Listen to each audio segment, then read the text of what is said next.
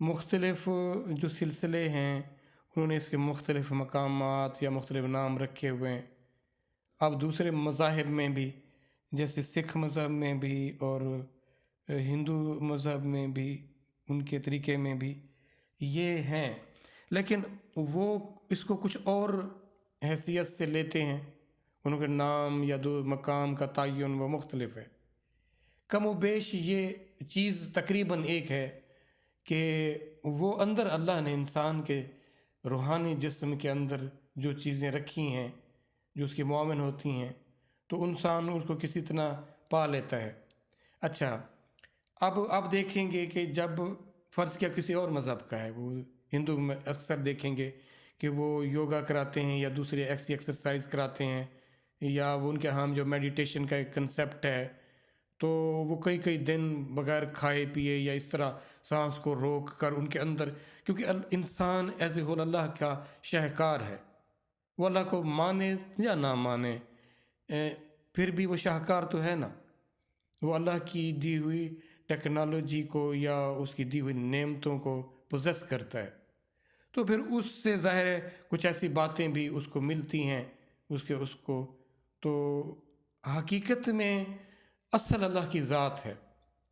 انسان کے اندر بہت سارے کمالات ہوتے ہیں، تو اس کا مطلب یہ نہیں ہے کہ وہ حرف آخر ہے یا وہ حق ہے، بالکل کنفرم ہے، حق وہی ہے جو رسول اللہ صلی اللہ علیہ وسلم کے پاس ہے، حق وہی ہے،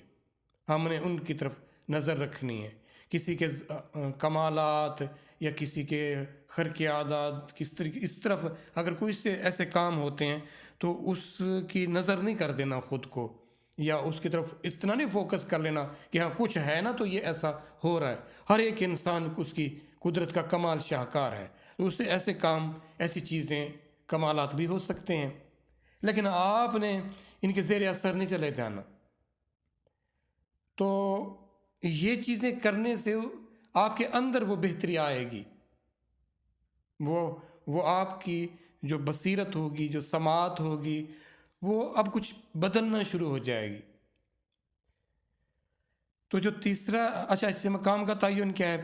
پھر دیکھ لیں کہ اللہ نے مرد اور عورت کے جسم کو کس انداز میں بنایا،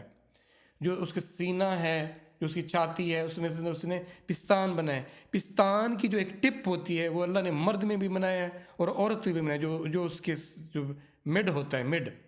تو آپ وہ ایک ریفرنس لیں، 1 انچ نیچے اس پستان کی جو ٹپ ہے، جو مڈ ہے، اس کے 1 انچ نیچے لطیفہ قلب ہے، اور اسی طرح لیفٹ سائڈ پر 1 انچ نیچے لطیفہ قلب ہے، وہ شروع ہوتا ہے، اور میں نے آپ کو کہا تقریباً مرغی کے بڑے انڈے کے برابر ایک گول دائرہ سا ایک سمجھ لیں، اسپاٹ سا سمجھ لیں، وہ آپ کے اندر وہ روحانی پوائنٹ ہے، پوائنٹ نمبر 1۔ پوائنٹ نمبر 2، اسی طرح رائٹ سائڈ پر اس پستان کی جو ٹپ ہے اس سے 1 انچ نیچے، ٹھیک ہے، انچ کتنا ہوتا ہے وہ آپ دیکھ سکتے ہیں، اچھا تو وہ پوائنٹ نمبر 2 ہے، اچھا جس کو لطیفہ روح بھی بولا جاتا ہے یا کوئی اور نام جو دینا چاہے۔ اچھا اسی طرح آپ کے اب لیفٹ سائڈ پر پھر آ جائیں، لیفٹ سائڈ پر جو آپ کی اس پستان کی جو ٹپ ہے اس سے 1 انچ اوپر لطیفہ سری ہے، یا پوائنٹ نمبر 3 ہے۔ اسی طرح رائٹ سائڈ پر آپ آ جائیں تو اسی طرح بالکل بعین ہی اس ٹپ کے بالکل 1 انچ اوپر کیا ہے، لطیفہ خفی ہے، تو یا پوائنٹ نمبر 4 آپ اس کو کہہ سکتے ہیں، تو یہ اچھا، اب ان دونوں پوائنٹ نمبر 3 اور 4،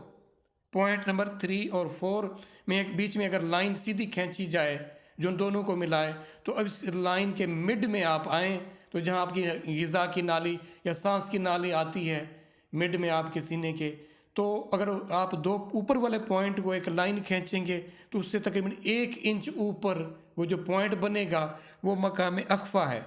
تو یہ سینے میں 5 پوائنٹ ہیں آپ کے، یہ آپ پہلا یہ ان کے مقام کا کچھ تعین سا آپ کے ہونا چاہیے تاکہ آپ فوکس ہو جائیں، فوکس رہنے میں آپ کو معاونت ملے، تو اس طرح آپ نے اس پوائنٹ کو آپ نے ذہن میں رکھنا ہے اور تصور کرنا ہے، تخیل میں یہ سوچنا ہے کہ میری یہ جگہ، میرا یہ پوائنٹ، اس کے اندر کیا ہو رہا ہے، تخیل میں اللہ اللہ اللہ اللہ اللہ، یہ آپ دیکھیں اس جگہ کو آپ نے اپنے تخیل سے اللہ اللہ کرانا ہے، گویا کہ اس کو اس ذکر میں ایکٹیو رکھنا ہے، اس کو اس جگہ کو تصور میں ذکر کرانا ہے۔ اور یہ کچھ دن، بعض دفعہ تو آپ بہت جلد ہو جاتا ہے کہ ایکٹیو ہو جاتا ہے، لیکن کچھ دن بھی لگ سکتے ہیں۔ تو اس میں آپ نے بے صبری کا مظاہرہ نہیں کرنا، لگے رہنا ہے، ڈٹے رہنا ہے۔ کم از کم یہ سینے کے 5 لطائف آپ ان کو 5 منٹ دے دیں، 2 منٹ دے دیں، چلتے پھرتے کوئی بھی کام کر رہے ہوں، بس آپ نے دھیان ادھر دینا ہے اور اس کو کرانا ہے۔ پھر ایک وقت آئے گا کہ آپ کو لگے گا کہ ہاں میرا ہلکے سے دھیان اور توجہ سے مجھے محسوس ہوتا ہے کہ میری اس جگہ پر اللہ کا ذکر ہو رہا ہے۔ تو یہ جگہ اس کا تعین بھی ہو گیا، اور آپ نے کیسے کرنا ہے یہ بھی اس طرف آپ کو تھوڑی سی پتہ لگ گیا تھوڑا سا کہ آپ نے کرنا کیا ہے۔ اب باقی رہے گی آپ کا اس میں تسلسل اور اس کی طرف دھیان، وہ آپ کو اس کے اندر وہ اصل جو بہتری ہے تب لے کر آئے گا جب آپ اس پر اتنا دھیان دیں گے، اب آپ اس کی طرف توجہ دیں گے۔ گویا کہ ایک جیسے بیج ڈال دیا جاتا ہے، تو اس کے بعد اگر آپ اس کی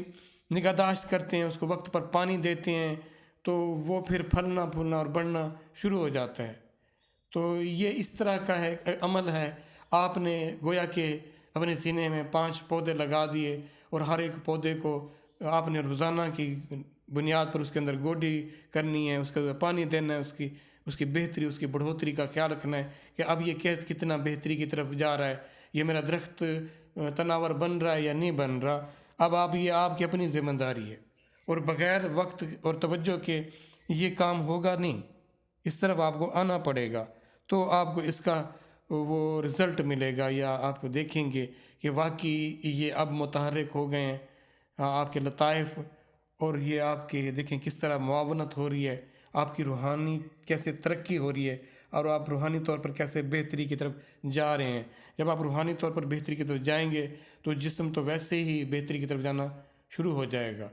روح کے طاقتور ہونے سے آپ کے جسم کے اندر خوبیاں پیدا ہوں گی، وہ آپ کا معاون ہو جائے گا۔ اگر آپ نے اپنی روح کو نہ فوکس کیا تو نفس غالب آ جائے گا، اور نفس نہ صرف خود خراب ہوتا ہے بلکہ آپ کے جسم کو بھی خراب کرتا ہے۔ تو اپنے نفس کو ٹھیک کرنا ہے، اس کو اچھا کرنا ہے، اس کو بہتر کرنا ہے۔